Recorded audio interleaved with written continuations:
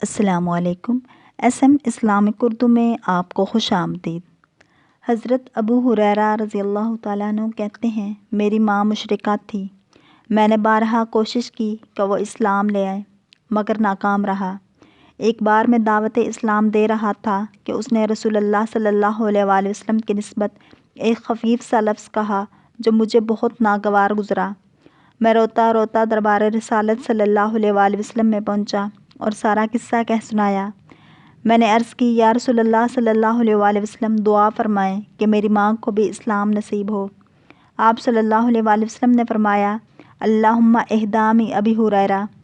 میں باہر آیا تاکہ یہ بشارت اپنی ماں کو پہنچاؤں۔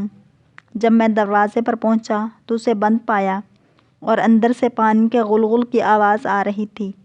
جب میری آواز سنی تو کہنے لگی، ابو ہریرہ وہیں ٹھہرو۔ جب اس نے کپڑے پہن لیے اور دروازہ کھولا تو زبان سے کہا، انی اشہد ان لا الہ الا اللہ و اشہد ان محمد رسول اللہ۔ میں حضرت صلی اللہ علیہ وآلہ وسلم کی طرف واپس گیا۔ اب میں انتہائی مسرت میں رو رہا تھا۔ میں نے عرض کی، یا رسول اللہ صلی اللہ علیہ وآلہ وسلم، مبارک ہو۔ آپ صلی اللہ علیہ وآلہ وسلم نے میرے اور میری ماں کے حق میں جو دعا کی ہے وہ خدا نے قبول کر لی۔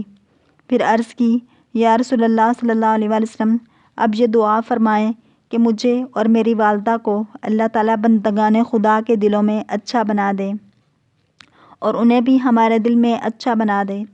جب حضور اکرم صلی اللہ علیہ وآلہ وسلم نے دعا فرمائی تو کوئی مومن میرا نام نہیں سنتا تا وقت خوش نہیں ہو جاتا۔ یا اللہ، حضرت ابو ہریرہ رضی اللہ تعالیٰ عنہ اور ان کی والدہ کو بخش دے اور ان کے صدقے ہمیں اور ہمارے والدین کو بخش دے۔ اگر آپ کو ہماری اسلامک ویڈیوز پسند آئیں تو لائک، شیئر اور سبسکرائب کریں تاکہ ایسی اسلامک ویڈیوز آپ تک پہنچتی رہیں۔